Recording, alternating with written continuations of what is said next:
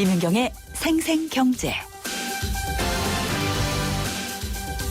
안녕하세요. 김윤경입니다. 국민연금 소득 대체율을 높이자. 이 공무원연금 개혁안과 함께 나오면서 논란이 되고 있는 얘기입니다. 그런데 정작 건강보험의 보장 수준을 높이지 않으면요, 별 효과가 없을 것이라는 얘기도 나옵니다. 특히 빠르게 진행되고 있는 고령화 때문에 노인의 진료비가 아주 빠르게 늘어나고 있거든요. 그래서 국민연금을 늘려서 받아도 다 병원에 갖다 줄 수 있기 때문에 지금처럼은 안 된다는 겁니다. 노후 걱정은 지금 누구에게도 남 얘기가 아닙니다. 그렇기 때문에 관심이 많이 모아지는데요. 오늘 이와 관련해서 서영준 연세대 교수와 함께 얘기 나눠보겠습니다. 보통 경제가 어려워지면요, 보험 사기가 늘어납니다. 이 보험 사기로 인한 피해는 보험 가입자들에게 고스란히 돌아가기 때문에 좌시해서는 안 될 텐데요. 오늘 생생 인터뷰에서는 이런 보험 사기 전담 요원 SIU에 대해서 알아보도록 하겠습니다. 김윤경의 생생경제 1부 시작합니다.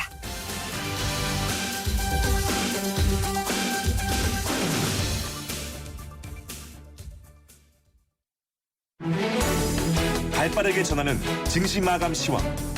따끈따끈한 오늘의 증시 소식과 함께 심층 분석 시작합니다. 오늘의 증시 분석.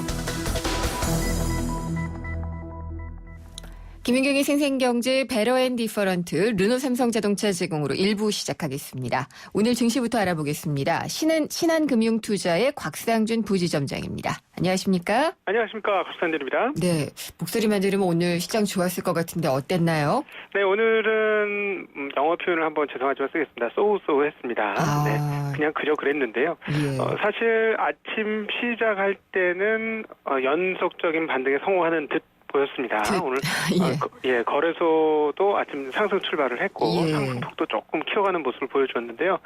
그러나 그 시간이 지날수록 그런 혼조세의 흐름들을 보여줬고, 특히나 외국인들의 매수세가 적극적으로 유입이 되지 않자 시장이 조금 관망하는 분위기로 살짝 넘어가는 그런 모습 보여줬습니다. 이것은 거래 대금 수준에서 드러났는데요. 최근에 이제 2,100대 중반까지 올라가면서 거래소 기준으로 거래 대금이 8조 대까지 늘어나는 그런 흐름들을 보여줬는데, 오늘은 거래가 5조 미만으로 떨어지는 그런 흐름이었습니다. 완연하게 좀 관망하는 그런 분위기 보여줬는데요. 지수 먼저 말씀드리도록 하겠습니다.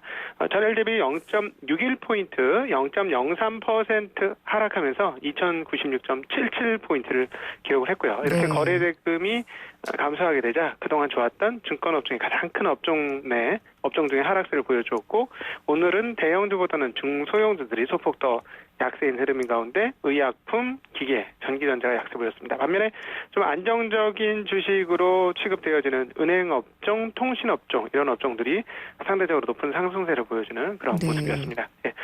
또 코스닥 시장은 장중 내내 좋았습니다만 장 막판으로 갈수록 상승폭을 반납하면서 하락하는 양상을 보여주었는데요. 2포인트 상승으로 시작했다 5포인트대까지 상승했던 코스닥 증시는 오히려 반대로 5.55포인트, 전일 대비 0.80% 하락하면서 686.74포인트를 기록했습니다. 코스닥 증시에서는 거의 모든 업종들이 하락하고 있는 가운데 오락문화 정도 많이 강세를 보여줬고요. 디지털 컨텐츠 업종들은 좀 많이 떨어지는 양상 보여줬고, 그리고 또 업종적인 흐름에서는 화장품 주식들이 좀 많이 빠졌습니다. 그러니까 화장품 업종들의 상승폭이 대단하지 않았습니까? 그렇죠. 그런데 이제 약간 전형적인 숨고르기를 들어간 상황에서 그동안 시장을 주도해주던 주도업종군들이 조금 흘러내리면서 다음 주도주군을 못 찾고 있는 약간은 방향성을 헤매고 있는 증시 흐름이 지금의 상황 아니겠느냐라고 한번 정리를 해볼 수 있을 것 같습니다. 그러면은 뭐 외국인들이 많이 판 건 아닌 것 같고요. 약간의 좀 그 조정 장세 이런 것들이 계속되는 분위기인 거는 같네요. 기간으로는 좀 조정이 더 가지 않을까요? 네, 그렇죠. 지금 보통 시장이 상승할 때는 시장을 상승으로 이끌어주는 선도 업종이 있습니다. 저희들 표현으로 이제 대장주라고 표현하고 주도 업종이다, 뭐 이렇게 표현하는데, 방금 전에 언급드렸던 대로 2,100포인트까지 올 때까지는 그 코스닥과 거래소 모두 공이 화장품 업체가 굉장한 강세를 보였습니다. 또 하나는 바이오와 게임 이런 것들 그리고 또 중국 수요 관련 네. 주들이 강세를 보여줬는데 이 화장품 강세는 뭐 앞으로도 계속될 것이다 이렇게 보시는 분들도 있는데 가격적으로는 좀 부담을 느끼는 가격대까지 오른 건 분명히 사실입니다. 그러다 네. 보니까 이쪽이 조정을 받았는데 보통 이렇게 되면 연속 상승을 하기 위해서는 다음 주자가 바통을 이어받아 줘야 되거든요. 근데 지금 바통을 이어받는 업종이 제대로 강하게 나오지 않고 있다는 거죠. 일단은 엔터테인먼트 업종들이 강세를 보여주면서 바통을 받을 것처럼 보여지긴 합니다만 네. 시가총액 규모나 이런 측면에서 시장 전체를 끌고 가기에는 조금 역부족인 것으로 보여집니다. 그러니까 어제 이어 오늘도 CJ 시리즈 V가 장중에 연이틀 상한가를 가는 강세를 보여주는 흐름을 보여줬는데요. 이런 강세에 따라서 CJ ENM도 강세를 보여주었습니다만 장막판에는 하락으로 전환하는 그런 양상을 보여줬습니다. 그러니까 네. 아직까지 엔터테인먼트 업종 정도로는 시장 전체를 감당하거나 뒷심이 이렇게 세지는 못하다는 측면. 그러니까 시가총액의 기준으로도 너무 규모가 작다라는 측면에서 아직 시장의 주도주군들을 시장이 기다리고 있는 상황이다. 이런 정도로 좀 보면 될 것 같고요. 네. 그러나 어쨌든 과거에 비해서 시장 분위기는 전체적으로 많이 좋아진 건 사실입니다. 공급되는 자금량도 과거보다는 훨씬 많고 투자자들의 투자 심리도 과거보다 좋아졌기 때문에 이런 일정 기간의 그런 조정 과정을 거치고 나면 또다시 양호한 흐름들 기대해 볼 수 있지 않겠느냐 이렇게 판단하고 있습니다. 반도체 장비주들도 일부 좀 오르는 것 같은데요. 네, 반도체 세계 시장 D램에서의 점유율이 예. 한국 업체들이 지금 사상 최대를 기록을 했거든요. 네. 그런 측면에서 아무래도 반도체 주식들이 상대적으로 좀 좋은 모습들을 보여주고 있다. 이렇게 볼 수가 있겠죠. 사실은 엄밀하게 따져보면 한국이 제1, 제2의 D램 업체들을 세계적인 회사를 가지고 있다라는 점을 감안해 보면 장비나 부품 업종에서는 생각처럼 그렇게 큰 거나 대단한 기업들이 덜 나왔다라고도 표현할 수 있겠습니다. 그래서 네. 이런 당분간에 이런 D램의 압도적인 점유율을 생각한다면 관련 주식들이 조금 더 좋은 흐름들 보일 가능성은 높다 이렇게 보고 있습니다. 좀 달렸으면 좋겠는데 안타깝네요. 그러나 예. 한 번에 다 달릴 수는 없지 않습니까? 이게 네. 장거리 계주? 때문에 예. 단숨에는 못 달립니다. 한 번 네. 쉬고 나면 다음에 더 달릴 수 있지 않겠나. 그리고 또 1%대 네. 초유의 이런 저금리 상황들이 알겠습니다. 이쪽 위험자산 쪽으로는 계속 자금을 끌어다니는 역할을 당분간 계속하지 않겠느냐라는 예상도 하고 있습니다. 네, 잘 들었습니다. 감사합니다. 네, 감사합니다. 신한금융투자의 곽상준 부지점장이었습니다. 생생경제를 다양하게 만나는 방법. YTN 라디오 앱 예스와 웹사이트 김윤경의 생생경제 또는 트위터 YTN_이코노미로 실시간 듣기와 다시 듣기를 하실 수 있고 방송 내용에 대한 문의와 의견을 주실 수 있습니다.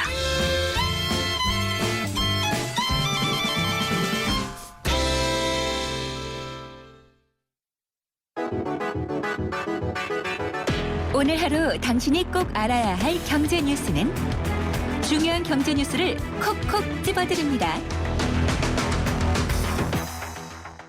네, 오늘 알아볼 경제 뉴스를 정리해 보겠습니다. 이데일리 안승찬 기자가 나오셨습니다. 안녕하십니까? 안녕하세요. 네.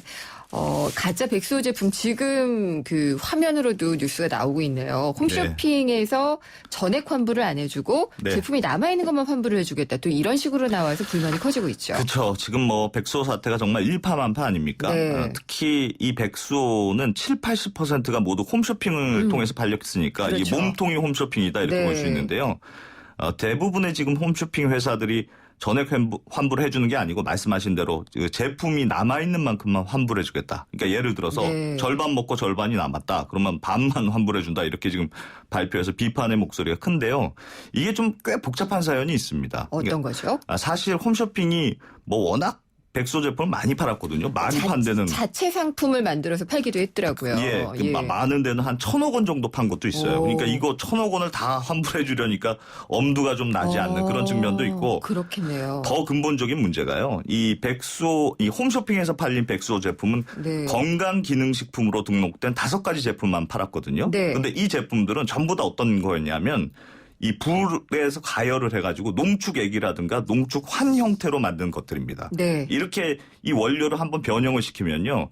이 DNA 검사를 하더라도 정확한 원료를 구별하기가 어렵다는 점이 문제예요. 그러면 이게 이어부피소뿐만이 아니라 네. 정말 다른 거를 농축해서 정말 나쁜 경우에 그럴 수도 있는 거네요? 그럴 수도 있는데 이게 확인이 안 된다는 겁니다. 그래서 소비자한테도 다른 네. 제품들하고 달리 홈쇼핑에서 판매된 제품은 이 짝퉁 백수온 이어부피소가 있는지 없는지 정확하게 모르겠다. 그래서 확인 불가 판정을 받았어요. 그렇군요. 네, 그래서 이 소비자원과 식약처가 그럼 원료 한번 보자. 그래서 네. 원료를 공급했던 이 내추럴 엔터텍이라는 회사의 원료 창고를 급습해서 조사했는데 여기서는 물론 이어부피소가 섞여 있는 게 드러났습니다만 네. 문제가 또 이 원료들은 아직 제품화가 안 된 상태였거든요. 그렇군요. 그러니까 다시 한번 정리하면 기존의 홈쇼핑에서 판매된 백수호 제품은 의심은 됩니다만 이 가짜 원료가 섞여 있는 게 확인이 안 됐고 네. 원료에 있는 가짜가 포함이 된 게 드러났지만 이건 아직 제품화가 안 된 상태니까 결국 홈쇼핑에서 판매된 백수호 제품은 가짜라는 결정적인 증거가 그러네요. 지금 하나도 없는 거예요. 그렇네요. 이게 무슨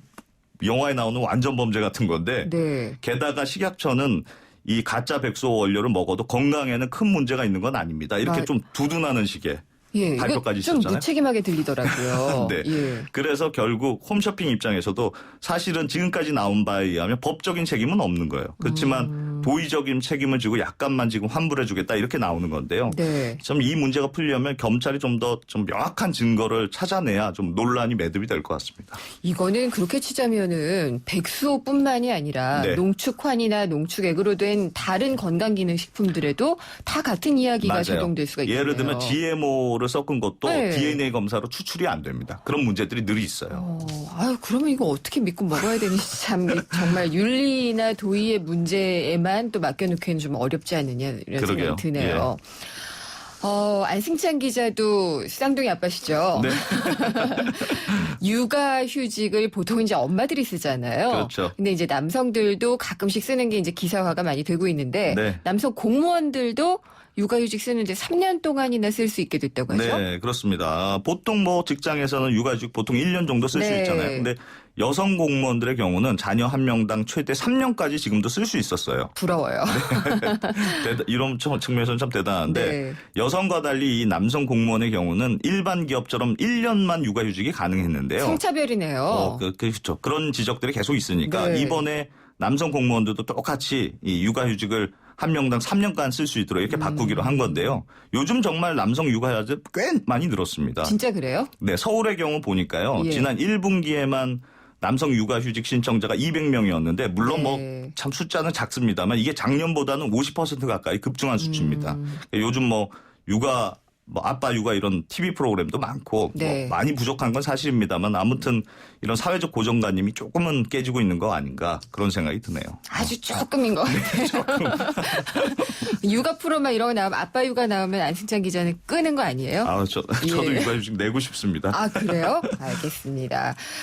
이 담배에 흡연 경고 그림 넣는 법안. 이게 네. 그동안 통과가 안 됐잖아요. 10년 넘게 통과가 안 됐죠. 왜 네. 그랬을까요? 이게 뭐 사실 할 때마다 담배 회사들의 반대가 워낙 심했었던 건데 네. 이번에는 그래도 지금 법안 통과 근처까지 지금 간 상태입니다. 이게 지난번 왜 담배세 예. 2,000원 인상할 때 이 흡연 공고 흡연 이 경고 그림 넣는 것만 쏙 빼고 통과해서 이게 맞아요. 세금만 더 거두려고 하는 게 네. 비판이 있었잖아요. 건강을 위해서라고 그랬는데 네, 이게 그렇죠. 세금을 위해서다 이랬죠. 그래서 이번에는 하여튼 뭐 입법 절차를 거의 다 끝냈고 지금 국회 본회의 상정에서 투표만 하는 절차만 딱 남았으니까 네. 지금 법안 통과가 아주 유력한 상황인데요.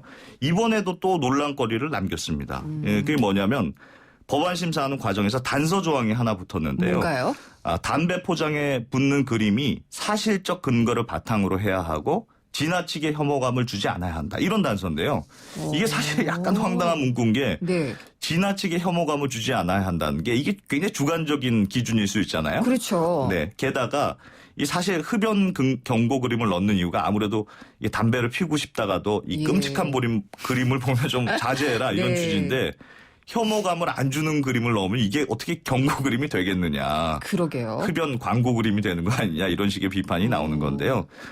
사실 국회에서 이 법안 논의하는 과정에서 새누리당의 김진태 의원이란 분이 유독 강하게 반대를 했습니다. 그래서 많이 피우시는 분인가요? 예. 담배를 피울 때마다 이 흉측한 그림을 봐야 하는 건 행복 추구권의 침해다 이렇게 주장하면서 예. 이 법안 자체를 반대를 했거든요. 그래서 예. 결국은 이런 단서 조항을 넣으면서 그나마 좀 합의점을 찾은 건데 물론 뭐 10년 넘게 발의될 때마다 국회 문턱도 못 넘었는데 그래도 네. 좀 진전된 거 아니냐 이런 평가도 있습니다만 조금 아쉬운 점이 있습니다. 네. 행복 추구권의 침해다. 뭐 이렇게 얘기할 수도 있는 것 같은데 저 같은 경우에는 담배 연기를 제가 걸어 다니면서도 맡아야 되는 것은 너무 싫으시죠? 행복 추구권의 침해거든요. 예, 담배를 안 피는 사람들에게는 네. 이거는 논란이 많은 네, 부분이네요. 보기에 따라서 좀 차이가 있겠습니다. 이거야말로 또 논란인데 안심전환대출 네. 이게 이제 좀 신용 낮고 소득 낮은 사람들 도와주겠다고 한 건데 네. 억대 연봉자들이 좀 이걸 받았다라는 조사가 있나요? 좀 논란이 될 것 같은데요. 예. 안심전환 대출이라는 게 뭐 다 아시겠지만 정부가 왜 공기업이 보증서 줘서 좀 기존의 대출 상품을 싼 대출로 그렇죠. 바꿔준 그런 거였잖아요. 결국은 공기업이 보증 섰다는 점에서 국민들 부담이 전부 다 좀 들어가 있는 건데 네. 어떤 사람들이 안심전환 대출을 이용했나 전수조사를 해봤더니 전체 32만 건 중에서 그 16,000명 정도가 연봉 1억 원이 넘는 것으로 조사가 됐습니다. 이게 가능한가 보네요. 네, 안심전환 대출 혜택을 받은 사람 그러니까 한 100명 중 5명이 억대 연봉자였다 이런 뜻이고요. 네. 또 6억 원 이상 주택을 보유한 사람도 5% 정도 됐거든요. 네. 그러니까 신용등급으로 보더라도 안정적인 수입이 있어서 신용등급이 1등급인 사람이 45%로 거의 절반 가까이 됐고 네. 6등급 이하는 3% 수준에 불과한 것으로 조사가 됐습니다. 근데 이게 원래는 서민들 정말 도와주자고 한 거였는데 네. 소득 제한 없었어요? 소득 제한이 없었어요. 그게 아. 지금 사실 문제였는데 이게 예. 그러니까 말씀하신 대로 취지가 서민들 빚 부담 좀 줄여보자 네. 이런 거였는데 이게 예를 들면 그전에 이 정책금융 상품은 대부분 뭐 연봉 5천만 원 이하만 이용할 예. 수 있습니다. 이런 식으로 제한을 두는 게 그렇죠. 일반적인데 유독 이 안심전환 대출은 소득 한도가 없었어요. 그러니까 네. 이렇게 좀 고액 연봉자들도 혜택을 받게 되는 건데요. 네. 조금 이 은행에서 거절당해서 제2금융권에서 비싼 금융 대출받은 분들이라든가 아니면 원리금 갚을 형편이 못 되는 그런 분들 이런 분들은 좀 어떻게 대책을 마련해야 할지 정부가 좀 고민을 더 하셔야 할 것 같습니다. 네, 이런 구멍이 있다는 걸 또 노리고 하신 분들도 참, 그러니까 결국 그렇잖아요. 내가 대학에 입학했는데 그냥 왜 내 마음에 안 들어서 나와. 네. 이러면 한 사람이 나 때문에 못 들어간 거잖아요. 그렇죠. 그런 셈인 것 같은데 좀 안타깝네요. 알겠습니다. 잘 들었습니다. 고맙습니다. 이데일리 안승찬 기자였습니다.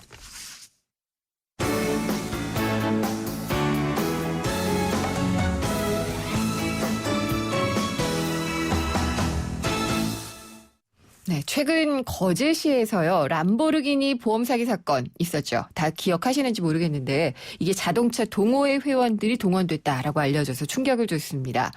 이런 보험 사기 작년 기준으로 보면은 금액은 15% 이상 늘었고요. 또 관련 혐의자는 10% 이상 늘었다고 하는데 이런 보험 사기 전담 요원이 있다고 합니다. 형사는 아니지만은 형사처럼 찾아내는 분들 생생경제 2부에서 한번 만나보도록 하겠습니다. 잠시 후 광고 듣고 돌아옵니다. 가는 발걸음마다 고개를 들어 바라볼수록 곳곳에 우리의 마음을 설레게 하는 예쁜 땅, 바로 대한민국입니다.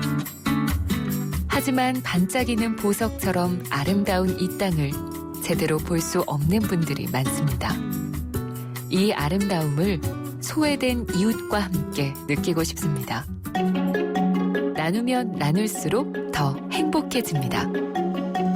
2015 YTN 라디오 연중기획 함께 들어요 대한민국 IBK 기업은행과 함께합니다. 우리 경제의 민낯을 한꺼풀 벗겨보는 경제 뉴스. 경제를 위한 새로운 시각.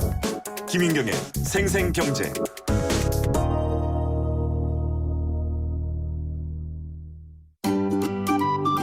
YTN 생생경제와 한국전파진흥협회가 함께하는 2015 프로젝트 집앤잡 제1탄 최고의 복지는 안정적인 주거다. 2015년 우리네가 살고 있는 집의 모습을 직접 찾아갔습니다. 집앤잡 오늘은 공방이나 스튜디오로 변신한 오피스텔에 대해서 알아보겠습니다. 섞어주셨죠? 참기름 더 안 넣으셔도 돼요. 좀 고소한 맛이 나셔야 되거든요. 관계자를 만나보겠습니다. 안녕하세요. 지금 이곳은 어떤 공간으로 쓰고 계신 거예요? 쿠킹 클래스도 지금 사용을 충분히 하고 있고요. 기업체 홍보 또는 이제 소규모 이제 생일 파티라든가 아니면은 동호회 모임 같은 거 이제 그런 걸로 활용이 되고 있습니다. 보증금이나 혹은 뭐 전세금, 월세는 얼마 정도예요? 보증금이 3,000에 그리고 월세가 한 80만 원 정도 선이었어요. 가게를 내지 않고 오피스텔에 이런 공간을 꾸며서 하는 것에 장점이 있다면 어떤 게 있을까요? 가장 큰 장점은요, 시설비 면이 좀 적게 든다는 거죠. 어쨌든 오피스텔 자체는 어느 정도 기본적인 이제 주방 설비라든가 그런 게 다 꾸며져 있잖아요. 그리고 이제 관리비 면에서도 봤을 때도 일반 상가보다는 오피스텔이 더 저렴한 편이고요. 그럼 컨설팅 전문가를 만나서 얘기 나눠보겠습니다. 안녕하세요. 네, 안녕하세요. 이 공방이나 스튜디오로 활용되는 오피스텔이 많다고 하던데 어떤가요? 서울 같은 경우 이제 마포라든지 여의도 쪽으로 하면 더 꽃꽃이나 뭐 스포츠 정도 1인 개인 뭐 피트니스라든지 부천이라든지 뭐 일산이라든지 안산 쪽 이런 쪽은 이제 인터넷 쇼핑몰 그 사진 찍는 용도로서 많이 좀 활용이 되고 있는 걸로 알고 있습니다. 그럼 시세는 어때요? 전용 면적 60제곱미터 한 50에서 한 100만 원 이내로 현재 뭐 형성되고 있기 때문에 좀 상가에 비해서는 관리비가 절감이 됩니다. 오피스텔에서 창업을 할 때는 뭐 여러 가지 뭐 창업 종류에 따라서 시설업 허가를 뭐 받아야 되는 경우도 있고요. 또 사업자 등록을 또 내야 되는 또 경우도 있습니다. 그래서 세무신고를 또 해야 되는 경우도 있기 때문에 챙겨야 될 것 같고요. 지금까지 YTN 생생경제와 한국전파진흥협회가 함께하는 2015 프로젝트 집앤잡, 공방이나 스튜디오로 변신한 오피스텔에 대해서 살펴봤습니다.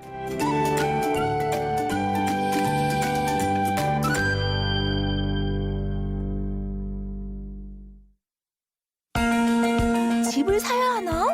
전세를 월세로 갈아타야 하나? 고민되신다고요? 갖고 있는 자산으로 대출까지 받으면 위험성이 어느 정도 될지 궁금하시다고요? YTN 생생경제 홈페이지에 접속해 집앤잡 게시판에 고민을 남겨주시면 속 시원히 해결해드리겠습니다. 비공개로 자세한 내용과 연락처를 남겨주시면 직장, 재무 상황에 맞는 투자 또는 거주를 위한 설계부터 가장 적합한 대출 상품까지 최고의 전문가의 조언을 받을 수 있는 기회를 드리겠습니다. 물론 무료이고요. 원하는 전문가를 지정할 수 있는 특급 찬스도 드립니다. 컨설팅 접수는 2015 프로젝트 집앤잡 제1탄. 최고의 복지는 안정적인 주거다가 진행될 때까지니까요. 빨리 서둘러주세요. YTN 생생경제 홈페이지 중 집앤잡 게시판에 비공개로 남겨주시면 됩니다. 생생경제와 한국전파진흥협회가 함께하는 2015 프로젝트 집앤잡. 여러분의 많은 성원 바랍니다.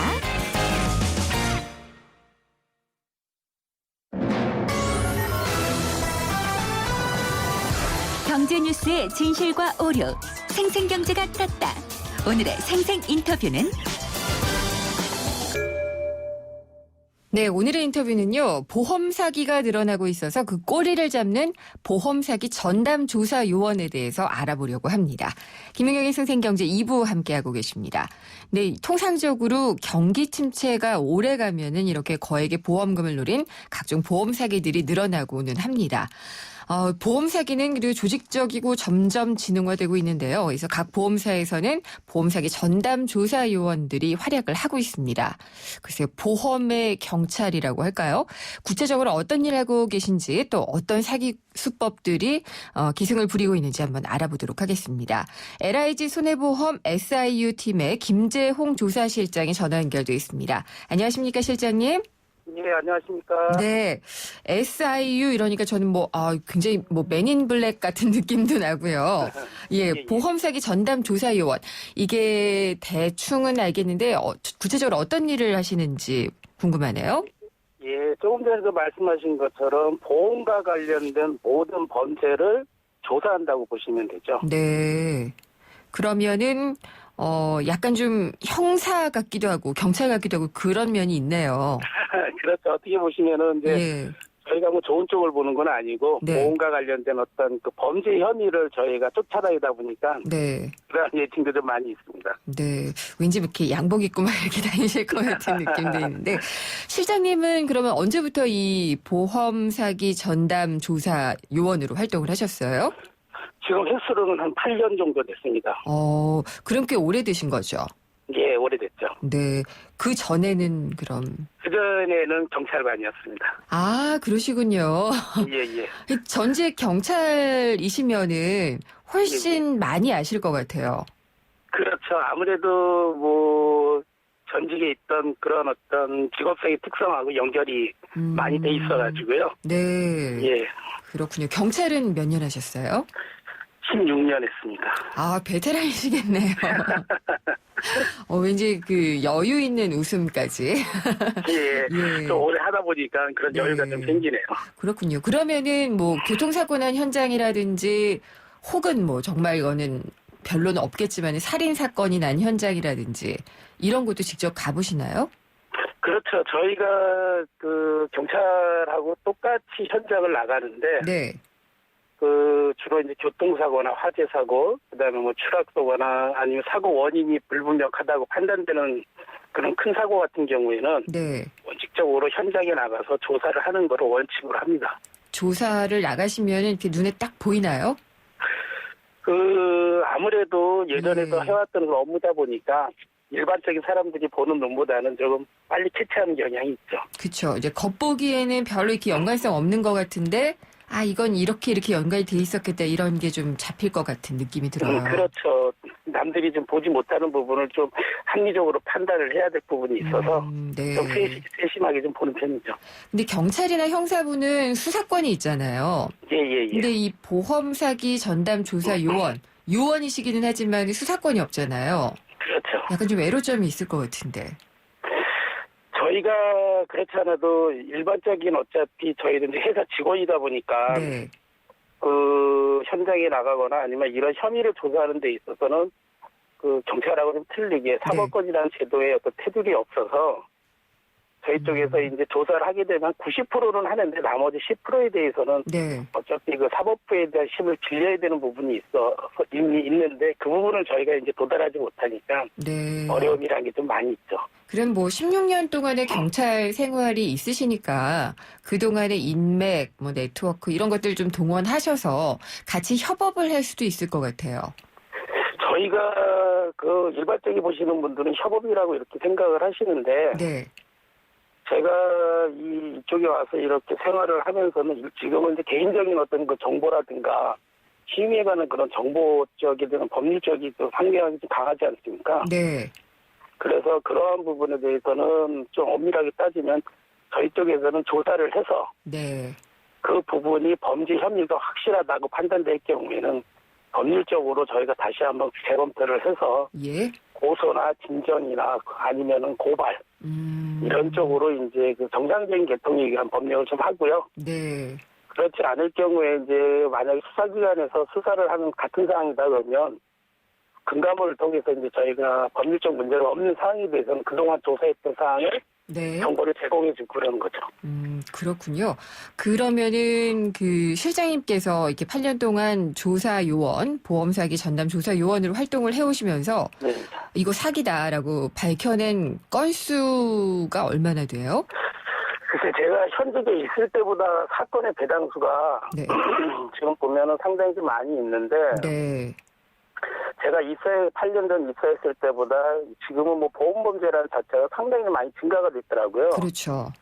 그래서 그거를 뭐 평균으로 나눠보진 않았는데 얼핏 한 1년에 60에서 80건 정도 생각하시면 될 것 같은데 1년에 60에서 80건이요?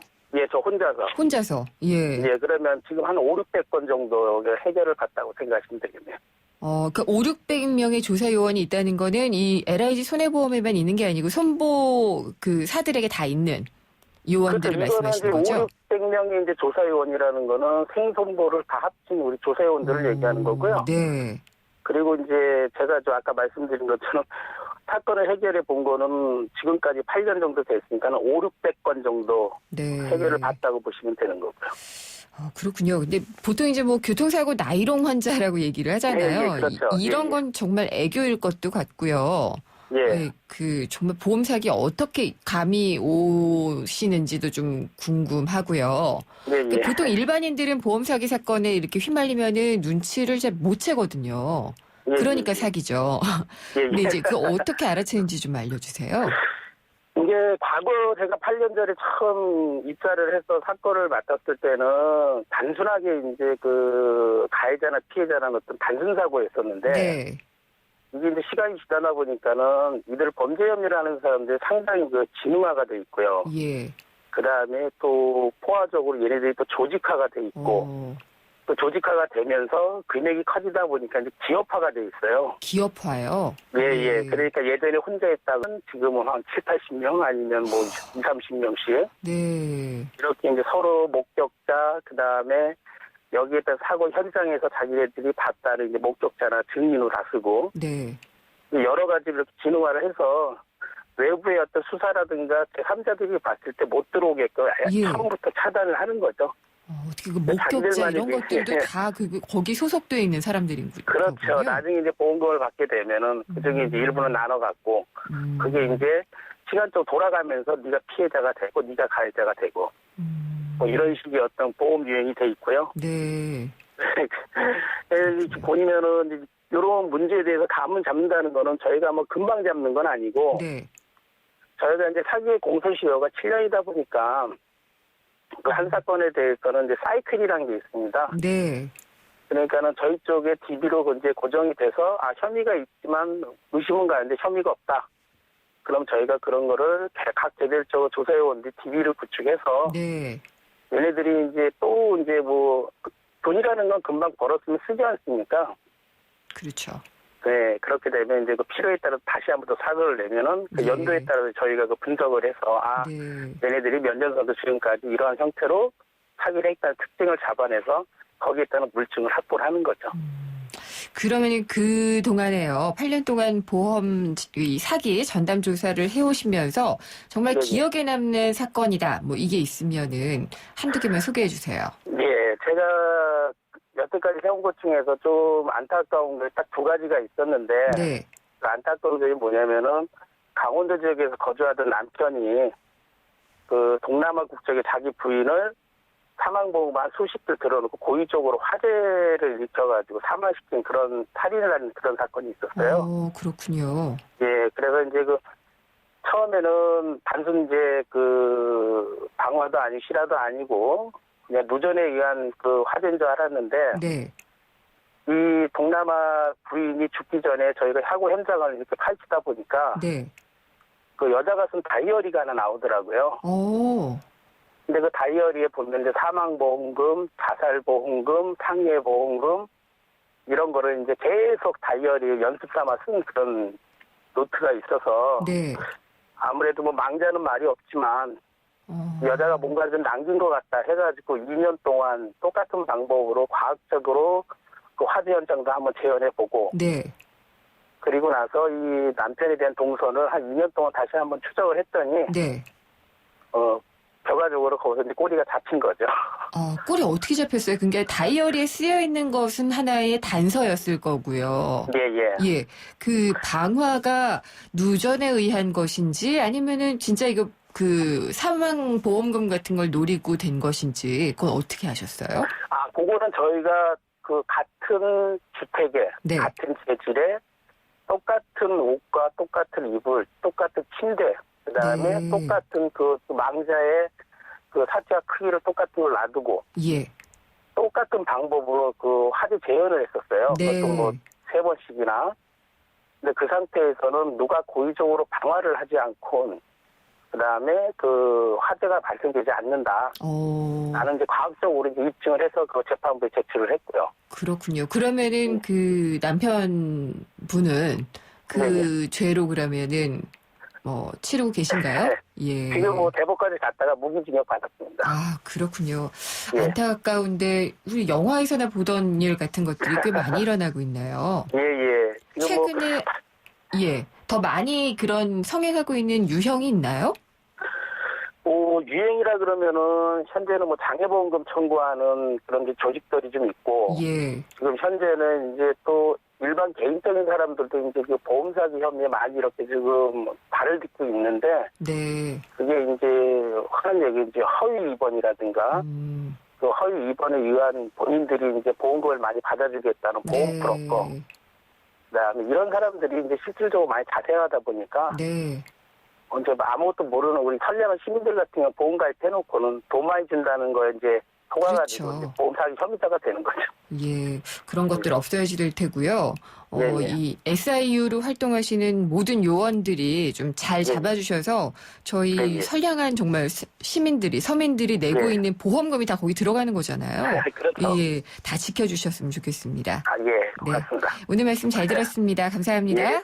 예, 고맙습니다. LIG 손해보험 SIU 팀의 김재홍 조사실장이었습니다.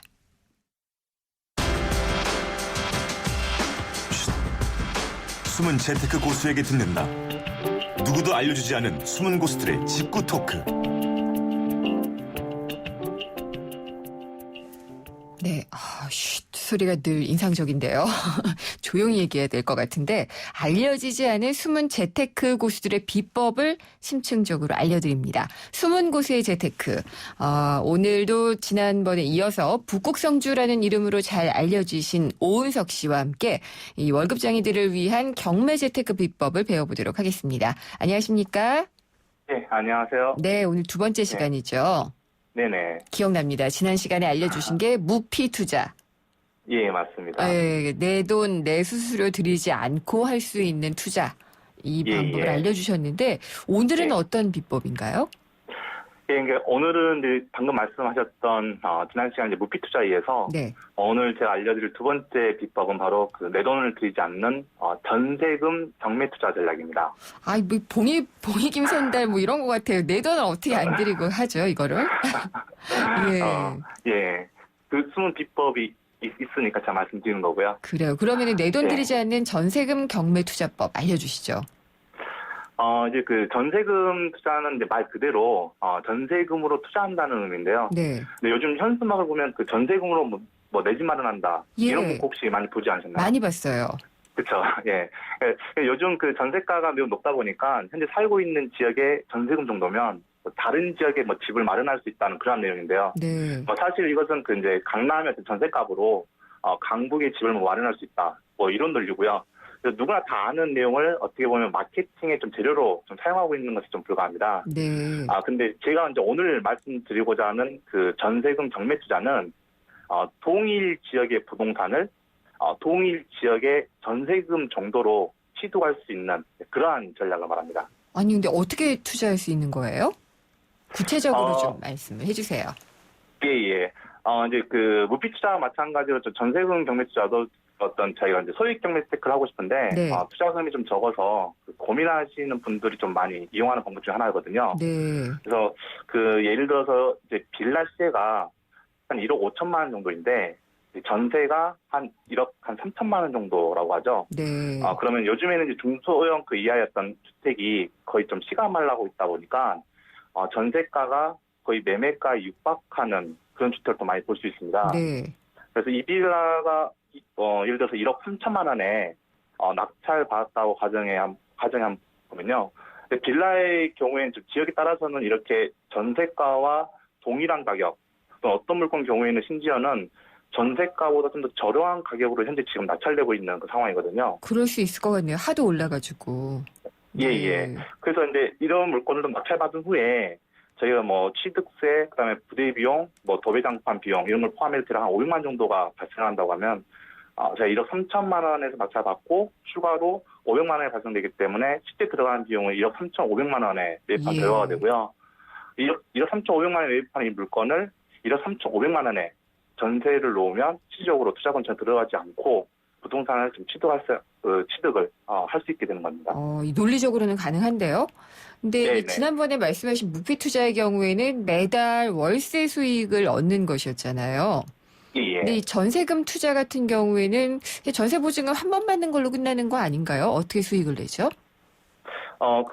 제가 좀 더 구체적으로 좀 설명을 드리면요. 네. 일반 매매 경우에는 예를 들어서 1억 5천만 원의 부동산을 취득했을 경우에 2년 뒤에 2천만 원이 상승해서 1억 7천만 원이 된다고 한다면 실질적으로 2천만 원 정도의 차익이 발생하는 거잖아요. 그렇죠. 예. 근데 그런데 이제 2년 뒤에 뭐 2천만 원 상승할지, 뭐 1,000만 원 상승할지, 그건 뭐 그때 가봐야 알 수 있는 거잖아요. 예. 근데 이제 경매를 이용한 그 전세금 투자는 2년 뒤에 매매 가격이 상승하지 않더라도 일단 전세금 정도로 낙찰을 받았기 때문에 현재 매매가와 낙찰가의 그 차익만큼 그래서 이 사례를 갖고 말씀드리면 세전이긴 하지만 대략 한 1,500만 정도의 이제 수익을 얻을 수 있는 거죠. 네. 그래서 다시 좀 정리해서 좀 말씀해 드리면요. 매매는 이제 현재 시세 기준으로 매매 가격의 상승폭만큼이 좀 수익이 된다면 네. 그 전세금 투자는 1차적으로는 낙찰가를 기준으로 현재 시세만큼이 수익이 되고요. 그리고 2차적으로는 현재 시세 기준으로 추후 매매 가격 상승이 있다고 한다면 그 상승폭만큼을 어떤 알파로 없는 것으로 그렇게 보시면 됩니다. 네. 그런데 이런 그 부동산 투자를 하다 보면 뭐 상승하는 경우도 있지만 반대로 가격이 떨어지는 경우도 있지 않습니까? 그럼요. 예, 그래서 예를 들어서 뭐 매매 같은 경우에는 뭐 1억 5천만 원에 매입했는데 2년 뒤에 이 물건이 뭐 1,000만 원 하락했다면 오히려 제가 1,000만 원 손실을 받게 되는데 그 전세금 투자의 경우에는 1,000만 원 하락했다 하더라도 1억 4천만 원이 되고요. 따라서 1억 3,500만 원에 매입했기 때문에 그래도 한 500만 원 정도의 수익이 발생됩니다. 그러니까 매매가는 변동폭이 더 클 수가 있고 네. 전세금 같은 경우엔 요즘 계속 오르는 추세고 그러기 때문에 떨어지더라도 많이 안 떨어진다. 이런 걸 전제로 하시는 거군요.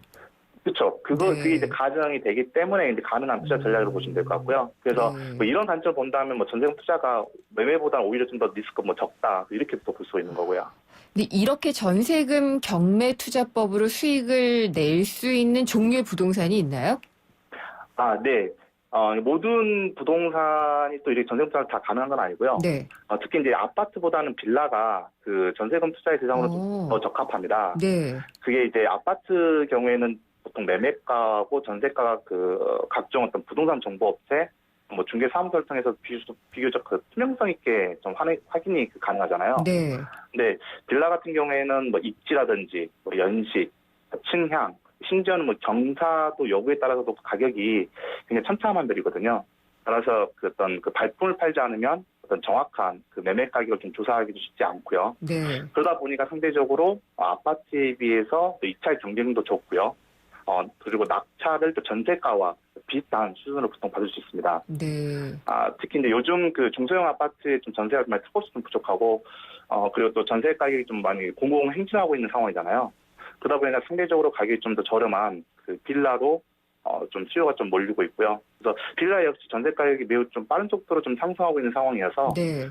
매매가하고 차이가 얼마나 나지 않다 보니까 특히 신축 물건을 중심으로 해서 거래량이 좀 많이 증가하고 있는 그런 추세입니다. 네. 뭐 그렇지만 그 모든 빌라가 뭐 전세와 매매 모두 다 활발한 건 아니고요. 그래서 그 억석을 좀 가리는 것이 좀 필요하는데, 네. 뭐 청취자분들이 뭐 지역 선정을 좀 잘 모르겠다고 하신다면 그 제가 말씀드리는 한 3가지 정도, 예. 3가지 정도 요소만 좀 기억하신다면 좀 도움이 되지 않을까 생각하는데요. 여기서 귀를 기울여야겠네요. 예. 3가지. 네. 예. 예. 그래서 그 3가지, 첫 번째는 신축이고요. 네. 그리고 두 번째는 역세권이고요. 예. 세 번째는 학교입니다. 이거는 중요하네요. 예. 예, 그래서 지금 최근에 매매 가격하고 그다음에 전세 가격이 상승하는 빌라들 보면 이 3가지를 갖춘 지역의 빌라가 실질적으로 어떤 그 상승한 모습을 좀 보이고 있고요. 네. 그래서 그 가급적 연식이 오래되지 않는 신축 중심으로 물건을 선정하고 특히 이제 교통이 좀 좋은 그 역세권 인근에 있으면서 초등학교가 네. 주변에 있다고 한다면 그래도 적어도 뭐 낙찰 후에 매도를 할 때 뭐 큰 어려움 없이 가능할 것으로 생각합니다.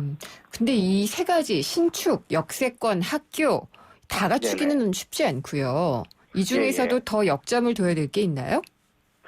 최근에는 그 빌라 같은 경우에는 좀 이렇게 오래된 빌라보다는 지금 들어가고자 하시는 분들이 많이 새 건물, 신혼부부들이 또 움직이는 수요가 또 많다 보니까 그 신축 중심으로 많이 움직인 비중이 많이 큰 것 같아요. 알겠습니다. 그러다 보니까 뭐 학교보다는 좀 신축 쪽에 좀 더 무게를 두는 것 같고요. 네. 그 다음에 역세권, 그 다음에 학교 이 순으로 보시면 될 것 같습니다. 근데 이 전세금 경매 투자 위험한 점이나 뭐 주의해야 될 점은 없을까요? 먼저 그 전세금 투자의 핵심은 이제 전세를 놓는 것입니다. 네. 그래서 요즘에는 이제 아파트, 빌라 할 것 없이 모두 전세가 많이 부족한 상황인데요. 그래서 전세를 놓는 것은 주택에 특별한 하자가 없다면 사실 바로 가능하고 네. 바로 이렇게 그 거래가 됩니다. 근데 문제는 제 경매로 나타나기 때문에 기존에 거주하는 조민을 상대로 또 명도를 진행해야 되는 그런 상황이거든요. 예. 근데 일반적으로 그 잔금을 납부한 후에 명도가 되는 경우가 많기 때문에 증락잔금 대출을 먼저 받고 그걸 통해서 잔금을 납부한 후에 예. 명도가 마무리가 되면 그때 이제 전세를 놓고 전세금을 받으면 그 대출 상환하고 이렇게 된 투자금을 회수한다고 생각해야 하거든요. 네. 그래서 지난번에 말씀드렸던 것처럼 기본적으로 입찰 보증금인 최저 매각 가격의 한 10% 정도 네. 이 정도는 또 미리 또 준비를 해야 되는 상황이고요. 예, 네. 잘 들었습니다. 전세금을 가지고, 그러니까 전세 경매 투자가 또 다시 네네. 한번 비법으로 소개가 됐네요. 오늘 말씀 잘 들었습니다. 감사합니다. 예, 감사합니다. 예, 북극 성주로 불리는 오은석 씨로부터 투자 비법 들어봤습니다. 엄마라는, 도전이라는, 헌신이라는 이름의 흉터. 때론 자랑스럽지만 달라졌으면 하는 여자 마음. 더마틱스 울트라로 흉터 달라질 수 있습니다. CPX 성분이 흉터를 흐리고 부드럽고 매끈하게. 흉터 전문 더마틱스 울트라. 본 제품은 의료기기입니다. 네, 오늘도 생생경제에서 청취자 여러분께 선물 드리고 있습니다. 참 쉬운 중국어 문정아 중국어에서 드리는 10만 원 상당의 온라인 수강권인데요. 방송 들으시면서 궁금하신 점, 또 의견을 문자로 보내주시면 추첨을 통해서 선물 보내드립니다. 짧은 문자 50원, 긴 문자 100원의 정보 이용료가 부과되는 우물정의 0945번으로 보내주시고요. 내신 뉴스 듣고 저는 3부에서 뵙겠습니다.